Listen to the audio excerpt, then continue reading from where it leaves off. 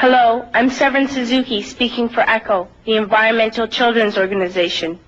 We're a group of 12 and 13-year-olds trying to make a difference. Vanessa Suddy, Morgan Geisler, Michelle Quigg, and me. We've raised all the money to come here ourselves, to come 5,000 miles to tell you adults you must change your ways. Coming up here today, I have no hidden agenda. I am fighting for my future. Losing my future is not like losing an election or a few points on the stock market. I am here to speak for all generations to come. I am here to speak on behalf of the starving children around the world whose cries go unheard. I am here to speak for the countless animals dying across this planet because they have nowhere left to go. I am afraid to go out in the sun now because of the holes in our ozone. I am afraid to breathe the air because I don't know what chemicals are in it. I used to go fishing in Vancouver, my home, with my dad, until just a few years ago we found the fish full of cancers. And now we hear of animals and plants going extinct, every day vanishing forever. In my life, I have dreamt of seeing the great herds of wild animals, jungles and rainforests full of birds and butterflies. But now I wonder if they will even exist for my children to see. Did you have to worry of these things when you were my age? All this is happening before our eyes, and yet we act as if we have all the time we want and all the solutions. I'm only a child, and I don't have all the solutions. But I want you to realize, neither do you. You don't know how to fix the holes in our ozone layer. You don't know how to bring the salmon back up in a dead stream. You don't know how to bring back an animal now extinct. And you can't bring back the forest that once grew where there is now a desert. If you don't know how to fix it, please stop breaking it.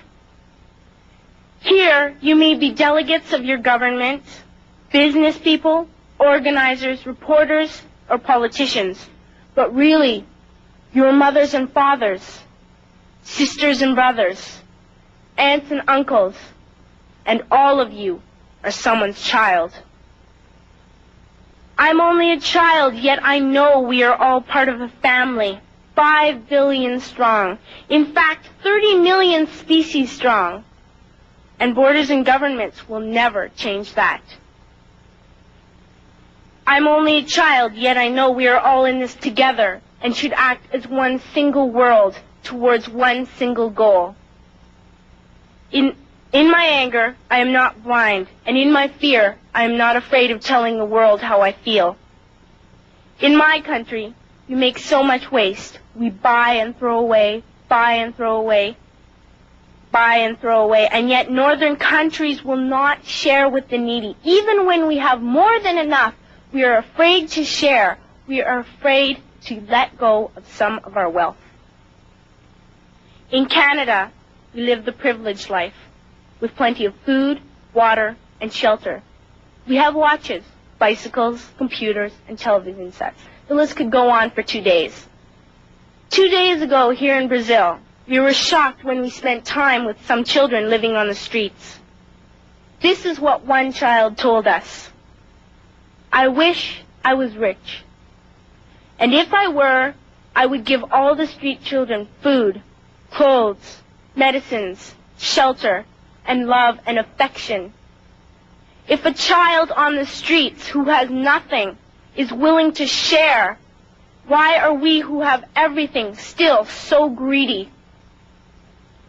I can't stop thinking that these are children my own age, that it makes a tremendous difference where you are born. That I could be one of those children living in the favelas of Rio. I could be a child starving in Somalia, or a victim of war in the Middle East, or a beggar in India.